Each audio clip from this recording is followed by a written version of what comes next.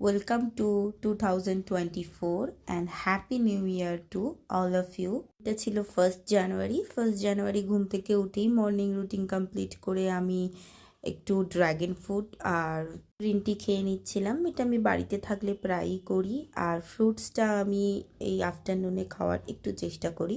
Dragon ফ্রুটটা বাবা অনেক দিনই এনেছিল, ফ্রিজে পড়ে থাকছিল, তাই আমার উপর প্রচণ্ড চিৎকার করছিল, তাই অ্যাটলিস্ট আমি কেটে খেয়েই নিলাম। ছুটির দিনের মজাই আলাদা। তারপর আবার বছরের প্রথম দিন বিকালবেলা আমি আর দিদি চলে গিয়েছিলাম একটু মেলাতে ঘুরতে। আরে বাবা, 1st জানুয়ারি কিছু তো একটা করতে হবে নাকি?